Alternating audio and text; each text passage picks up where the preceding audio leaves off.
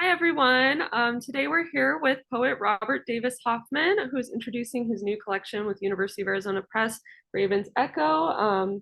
You can see the beautiful book here with his artwork on the front. Robert Davis Hoffmann imagines the mythical and historical life of his Tlingit people. He addresses historical and cultural loss, confused identity as a result of growing up in two cultures and being half native, and ultimately moving towards catharsis and integrity. He now enjoys retirement in Sitka, Alaska, where he does his artwork and helps his wife, Chris, with their fantastical garden. His latest work is Village Boy, Poems of Cultural Identity. And in Raven's Echo, Clingit artist and poet Robert Davis Hoffmann's poetry grapples with reconstructing a life within Clingit tradition and history. The destructiveness of colonialism brings a profound darkness to some of the poems in Raven's Echo, but the collection also explores the possibility of finding spiritual healing in the face of historical and contemporary traumas. And today we're going to do an interview with the poet and then hear some of his poetry from Robert. Yeah, I just wanted to start the interview with a first question about the preface that you wrote for the collection. In the last line of the preface you wrote, it's really beautiful. It explains that the two books in the collection are linked by the common concern of finding a way to live humanely in a world that is historically fractured yet spiritually inviting. And I wanted to ask you if poetry helped you heal from generational trauma and find spiritual solace to survive. And if it did, how did it do that for you? Um, it wasn't the path to my recovery, but it was a vehicle for sure. As I began to unravel my troubled background, my troubled past, and come to terms with my own personal history and choices, I also was spending time becoming a substance abuse counselor and learning how to counsel. And as part of that, I received counseling and supervisory clinician relationship. And so I began to unravel myself that way.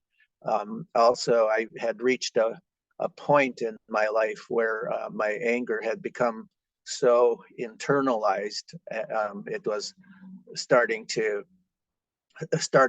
literally kill me, and I had to do something about that. It was manifesting in all sorts of ways, including substance abuse. And I spent years going through that grinder and years recovering from it. And in that process, I rediscovered a relationship with my creator, which is consistent with my cultural beliefs. And that began a road to integration and learning to be at peace, learning to find a better way of being.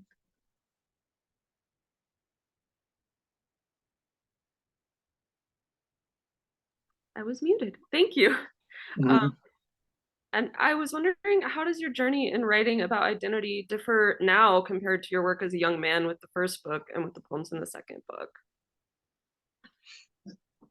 In the first book, I was trying to get to the bottom of why I was so disturbed inside. And every once in a while, I'd have suspicions. For a long time, I thought part of it was that I was half native, and I always felt like I had to be one or the other. And in doing so, in choosing one or the other, I always felt like I was betraying one side. I remember my mother, who was white, telling me, "Don't forget, you're half white too." And so I thought for a while that was the root of my problems. I thought uh, disturbing childhood memories was part of the problem. I thought severance from my own spirituality was the root of the problem. And so every once in a while, I'd get an inkling of what to examine and to try to find a solution to. And like I said, it took many years of counseling, many years of recovery. to feel a sort of integrity. And in my newer poems, the poems have more of that sense. It's more of they continue to try to find a way of being, but they speak in a voice that sounds like it's from a person who has who senses things like compassion and unity and solace. So I just like to read a short poem there, if it's possible. I could give an example of one of my new poems. Absolutely, please do. Okay, it was hard choosing between them, but I think I'm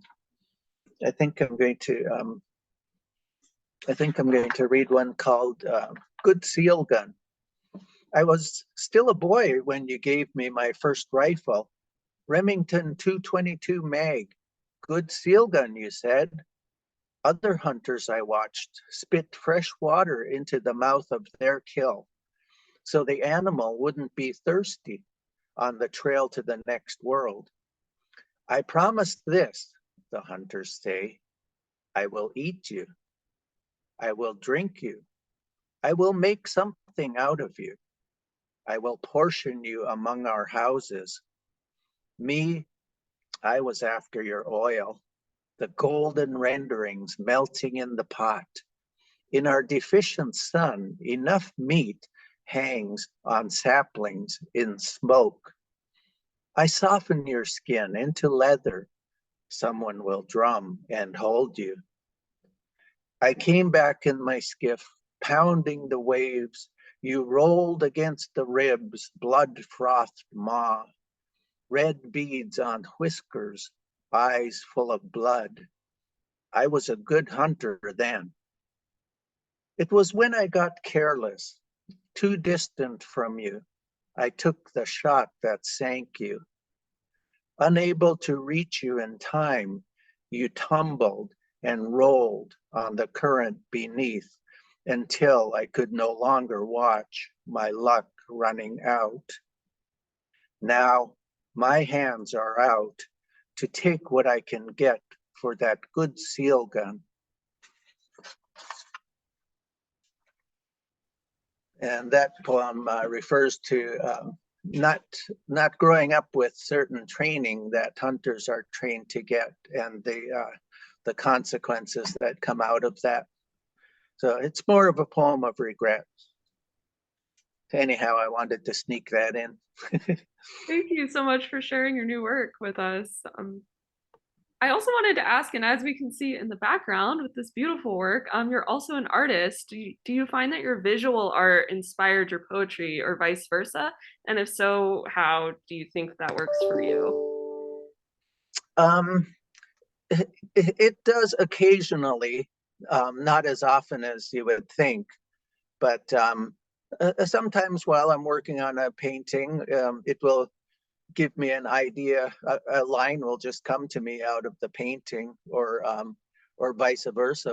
When I'm writing, I think visually, so I visualize a whole scenario that I'm going to write about, and sometimes that will turn into an image, but it's not often. The correlation I find between them is I strongly believe that they come from the same source, that all I have to do is be open, and I become a vehicle for that. Thank you for sharing. Um, okay, and another question I have is that your work examines the Tlingit life and experience and your own and identity. Do you feel that you remain living in two works as Tlingit, an artist and poet? Um, not as much as I used to when I was growing up. Growing up, we received really sometimes cruel teasing about being white or being native or about being half. And so for a long time, I always felt like I was one or the other depending on circumstances. And in my later adult life, like from maybe 50s on, it finally started feeling like I am both. I am integrated. I'm assimilated native, practicing some of our traditions. Um, and it isn't like having a foot in two worlds. It's like having a foot in both worlds simultaneously. I'm curious, just building on that, if you have any sort of advice or wisdom to share with young adults or even children who are struggling with their identity and with integrating their identities, like you were when you were younger. Um, yeah, when I was growing up, I was afraid to ask questions. I used to run and ask my father what certain Tlingit phrases meant, and he'd just laugh and ask where I heard it. But he was raised in a generation where he wasn't allowed to speak his language at the boarding school he went to. And I think that might have been part of his rationale for not teaching us Tlingit. But uh, the ask that question again. Oh, I was just wondering if you had any wisdom or advice for young adults or children who are similarly struggling with integrating their identities or like finding their identities, I guess. Um, especially with sharing like two identities, like you have been your whole life. Uh-huh. Okay, yeah, sorry about that. My mind does that more and more often these days. um, but yeah, I was saying, don't be afraid to ask questions. The elders aren't here very long, and I remember my father regretting the passing of so many elders and all the knowledge that they were taking with them. Um, I had a I had my father, but I was afraid to ask questions of him, and now I regret that. Um, I did have a tribal uncle that I enjoyed being with, and one of my poems talks about the curative process that I had just in visiting with my tribal uncle, and that was one of the things that saved my life. So it is important to seek out people with knowledge, to find aspects or the entirety of our culture, aspects of our culture, such as the artwork. There's many forms of art that a person can get involved in, and there's a mentor for just about everything a person can learn. There's free language classes people can take online to learn our Tlingit language. But for any Alaska Native, I think your elders are your resource, and treasure them. Thank you. I just have one final question before we start the poetry reading section of our interview. But are there areas of Tlingit identity that you have yet to explore but want to in your poetry and art? And what do you think that's going to look like for you? I I'm still trying to learn our language. Um, I'm just kind of lazy at it. Um, but I think once I start to understand our language, that's going to help me understand many of the ways we look at uh, at different things in our environment. The words themselves are very revealing how we Tlingit people view certain things. So language is one thing. I definitely want to learn our clan songs. They're so beautiful. They're works of poetry, and there are clan treasures. So I do want to learn those.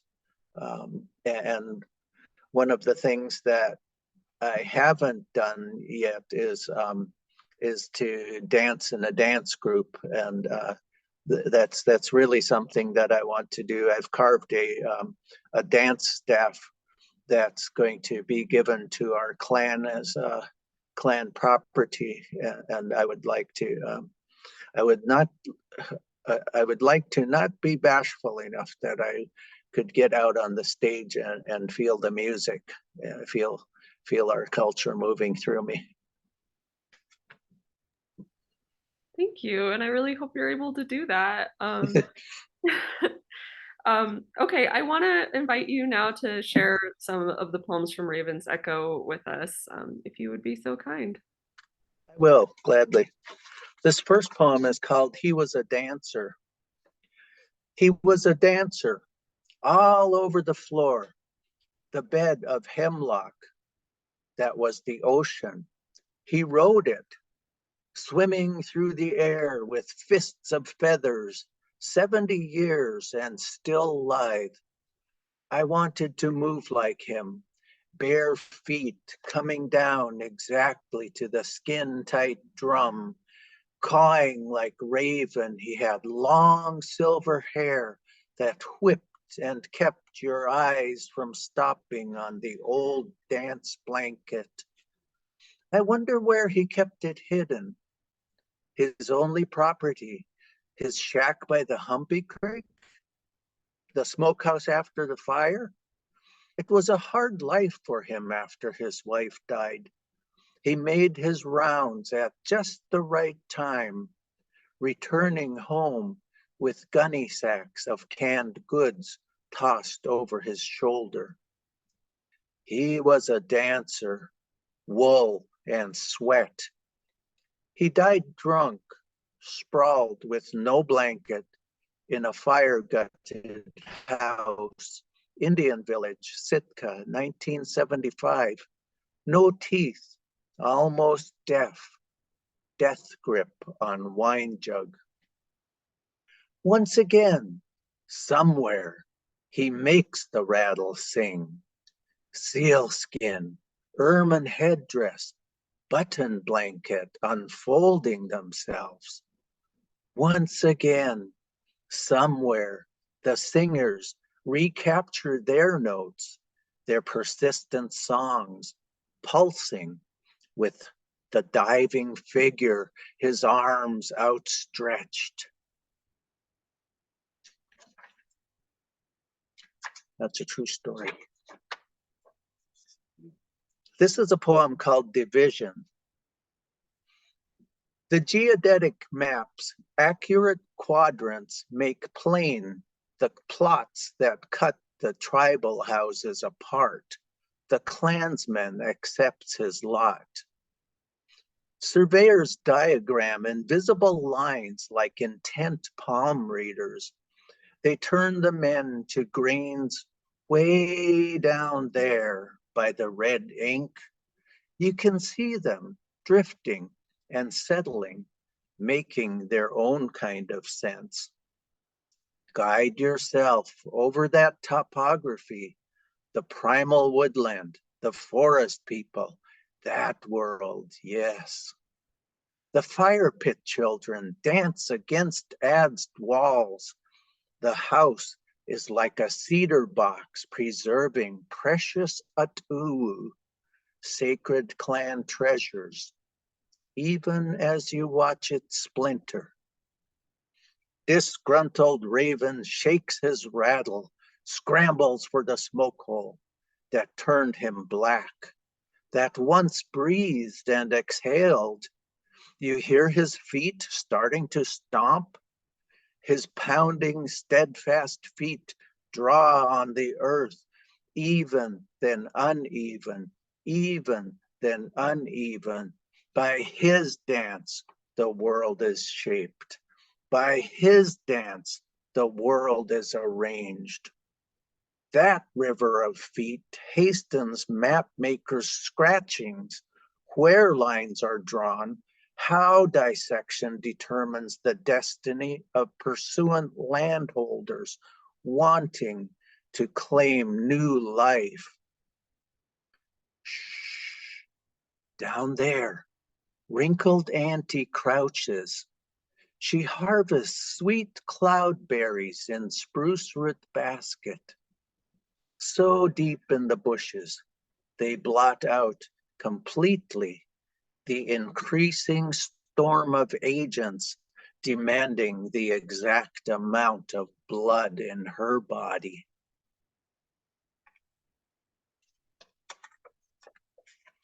And then this one is a rather long poem.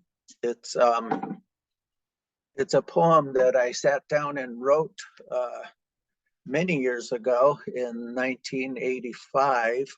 It was published in 1986.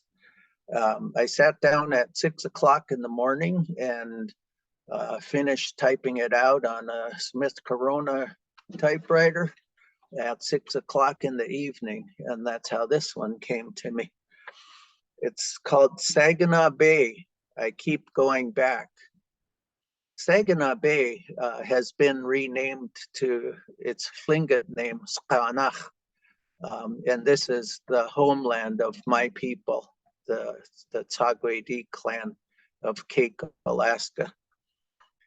Saginaw Bay, I keep going back. 1, he dazzles you right out of water, right out of the moon, the sun, and fire.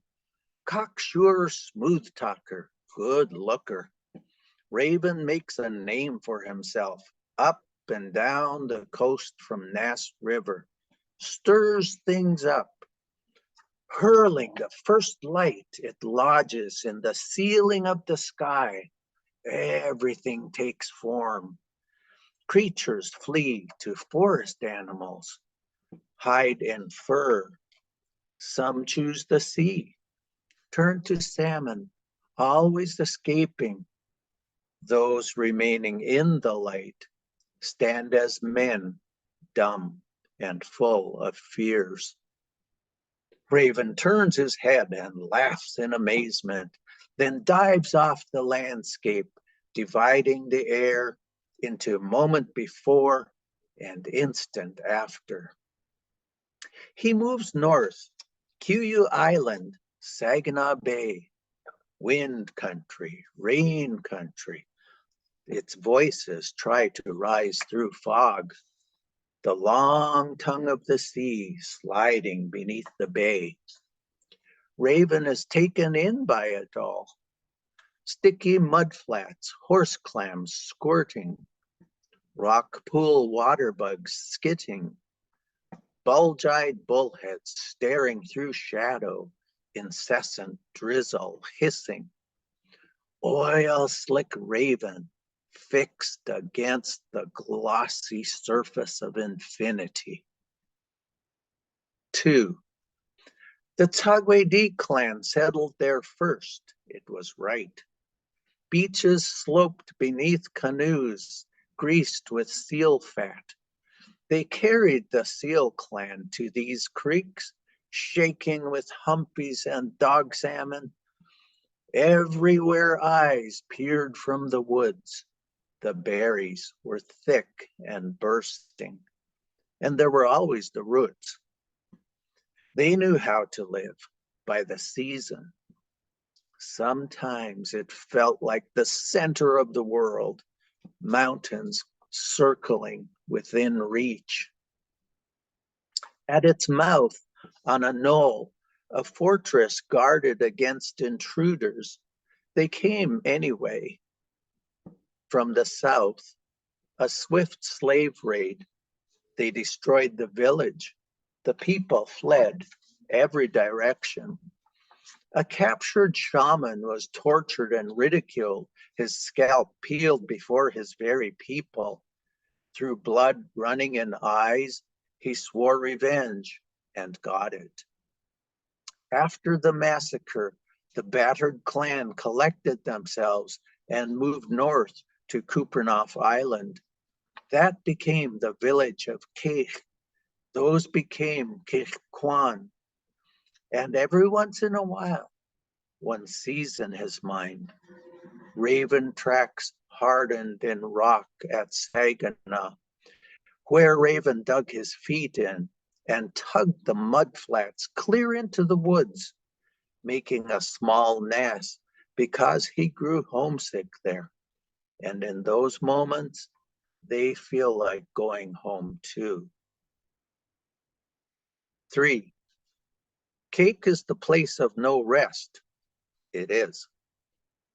I've heard of men in black robes who came instructing heathen natives, outlaw demon shamanism, do away with potlatch, pagan ceremony, totem idolatry, get rid of your old ways.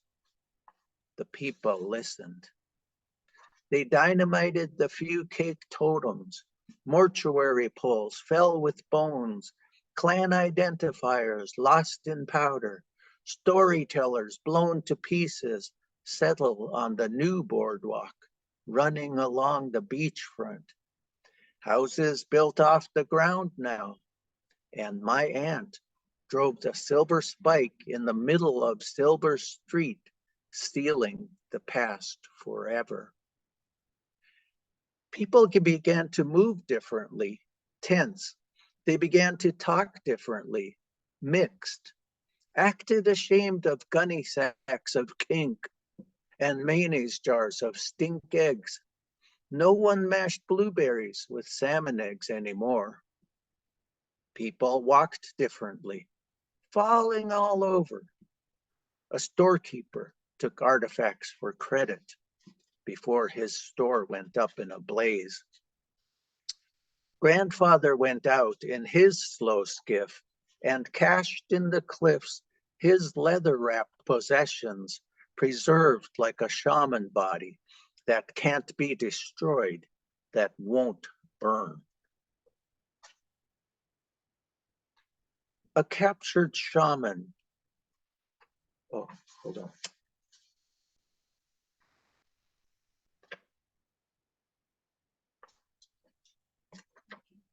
Sorry about that. 5. I turned 10 or 15 or something. Pentilla logging moves into Saginaw. Float houses, landing barges and cranes, cables to the beach, cables in the woods, dozers leave tread marks in mud. Redneck rejects, tobacco spitters, drink whiskey in rowdy bunkhouses. At the end of the day, brag how many loads, how many turns, who got maimed, and did they take it like a man? Climb all over each other, gawking at the spare women of the camp, and their minds turn to tits and ass. Some men can't help it. They take up too much space, always need more. They gnaw at the edge of the woods till the sky, once swimming with branches, becomes simply sky, till there is only a scarred stubble of clear cut, like a head without its scalp of hair. They hire a few Indians from Cake. What for? I don't know. Maybe it looks good. Maybe it's the stories they come with. Maybe it's just they do things so quietly, even sit speechless in the stalled speedboat as high-power rifles chip at the cliff painting, the circle around 3 dashes, warning the people who came from the south centuries ago, who destroyed with such precision. 6.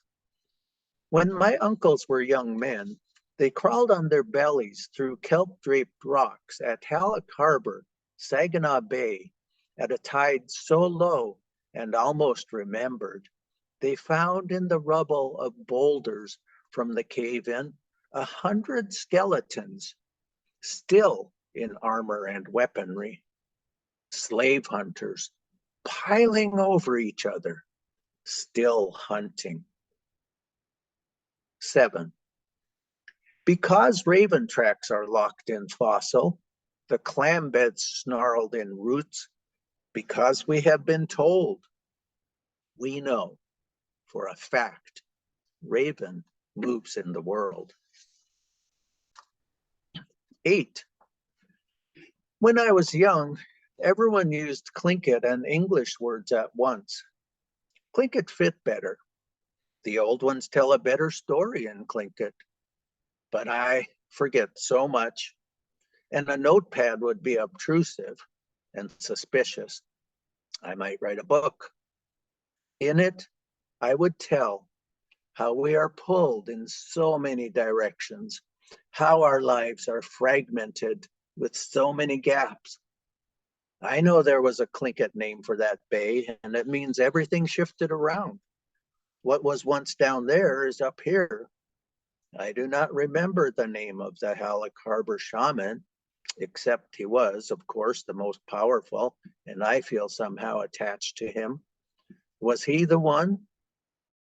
Where Matt sunk in the channel only to reappear at Point White, ascending the beach to his own grieving ceremony? I don't know.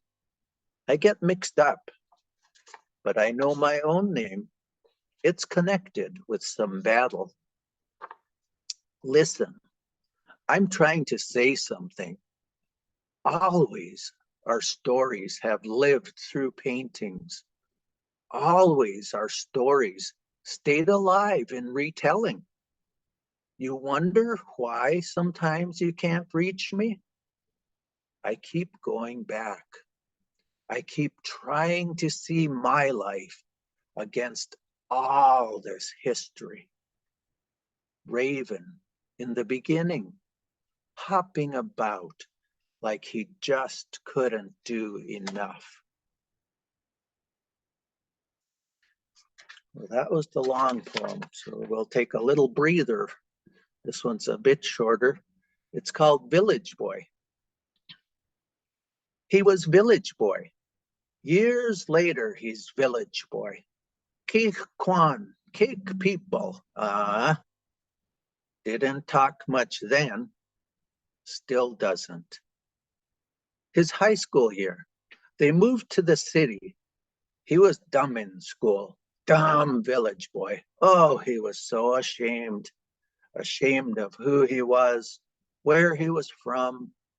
There were names for people like him. He made himself thin, missing everyone between classes.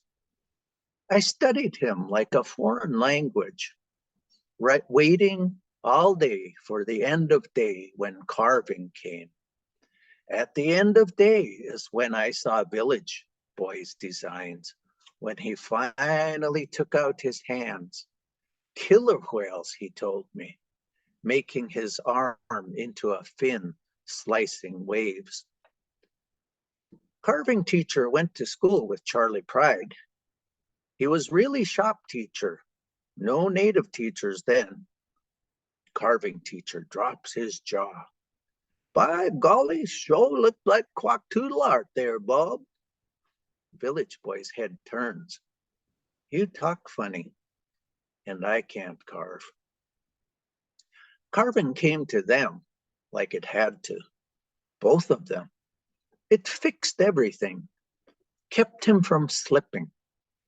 They put together the first bentwood box with dovetail joints. Pretty good. How the carvings made his designs swim. School dismissed. Village Boy went home. He finally went home. Village Boy said goodbye. Carving teacher said thank you. The way this story goes, decades later, Village Boy sits with carving teacher's grandson, shows grandson his cuts.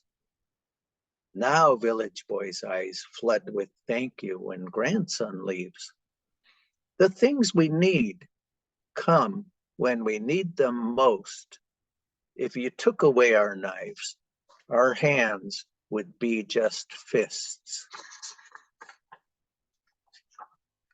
And this one I wrote for my Uncle Topsy. He's the uncle that I said spending time with him was so curative to me and life-saving. Everyone needs a tribal uncle. This is called Reconstruction. For Uncle Topsy, Shayach du Ish, Sagwe. I thought my life was in layers, like a complex chilcat blankets, warps and wefts, foreground, background, the native, the not native. It couldn't unravel. My father thought clingit, but spoke English. I've always heard we live in two worlds, but heard that we learn who we are by living right with the land, that it should feed us like mother with milk. I never hunted. I could not speak the language of the forest, never fished, could not dance with the river. To make sense of this place, I tried to reduce it. Mud flats here, cliffs there, clouds above, sulfur, rock, evaporation. But for all the details, it could not come to life, had no spirit. I puzzled with this. I heard we learn who we are by being a warrior. Trained myself to be angry, to be at war. On my head, a fierce killer whale helmet with a fin that slashes, water roiling, and adversaries coming out of nowhere, like Nazi Flanay's killer whales seeking vengeance. My uncle was different. He wore tubes that fed him oxygen the summer I lived with him. One July day, when the water was smooth, we took Uncle Topsy to the sockeye streams. It was all over the CBs. We were so proud to get him out. We filled our subsistence tickets, pulled in fat halibut. There was so much. We thought we fished good, but the fish came to us, Topsy said. Gliding across the strait, we took our uncle to Saginaw Bay, ancestral homeland, Sagwe killer whale clan. We sat there. The boat hardly rocked. A whale broke the water at the base of our last fort that stood far above us. Topsy held out his arms, reciting the names, even the people.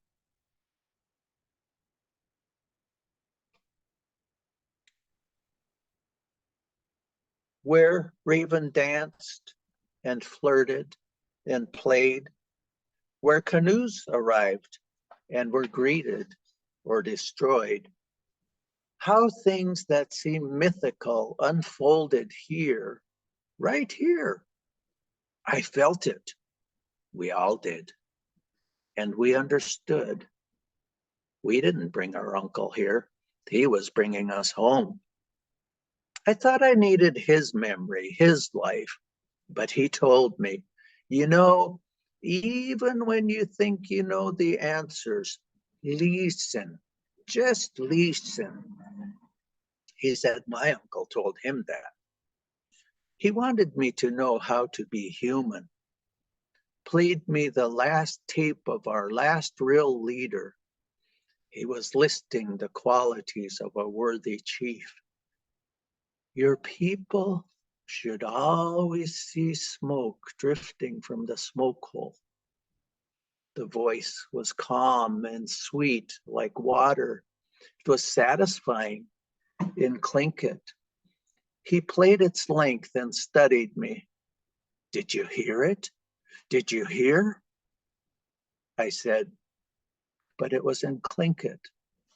He pointed to his heart. In my teacher's presence, I felt so safe, like sitting at the fire pit. I would have to design the staff to tell our story, Sagwe. I struggled with it for nights, pinning worn-out photos to the clothesline inside, the cake dancers, their drums, their paint, elders long gone, old regalia, old cake, they were fading. I wanted it. I wanted it to come back, for Topsy's memories to be my memories. So I played the songs. I turned it real loud till the house itself sang, till the photos began to dance and sway, till the designs came on their own, just like the sockeye in July, just like the whale at Saginaw. I saw it. It was floating in front of me. 2 killer whales, 2 houses. There were 2 killer whales, but joined by 1 tail, and seals in the body. It's like that, connected, not disjointed. When Topsy came from the hospital, I wanted to be the man he described. I confessed, that's not me. He put his hand on my heart. You just have to listen, nephew. It will all come to you. If you stop fighting so hard, it will. And I'd like to wrap up with this poem. I think this is a good way to close the readings. This one is called Carving. I like it because I'm a carver myself. Carving.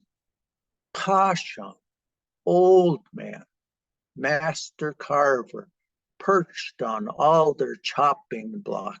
Sleek killer whale dives in his palm. Slice, chip, gouge, flick, pungent cedar escapes. My tools stay so sharp this way just from use, Caution explains. Is he playing with me? I can't tell. He puffs into the blowhole, cedar shaving spray. Pointing with the tip of his knife, he tells me the importance of design, the overlapping form line, how the central ovoid repeats itself. At his feet, haphazard curled spirals, circles, and intermittent commas form. Sure That's like some kind of calligraphy or magical equation. The carver leans toward me. Does the wind around Raven sculpt Raven? Or does Raven sculpt the wind around himself? Do tide flats emerge, or is that tide woman pulling back her blanket? What matters is not what's left to the eye, but what's taken away. That mistake, that little slip I made yesterday, good or bad, is what I'm left with now. Caution swimming in my head, casting out my urgent things of the day. I can't listen to Caution without getting lost. I don't tell him. What we omit sometimes is of the same consequence as what's brought out.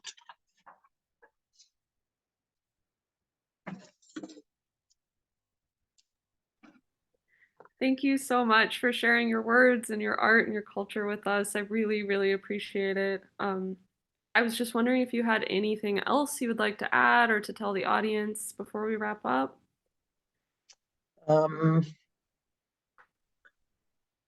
Well, I think if you hear some poetry you like, just read more poetry. There's a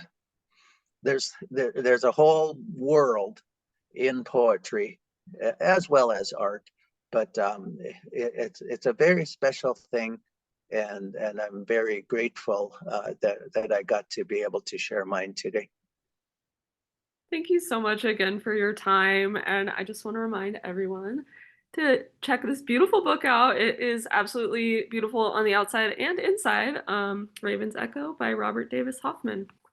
Thank you so much again. I really appreciate your time. Thank you.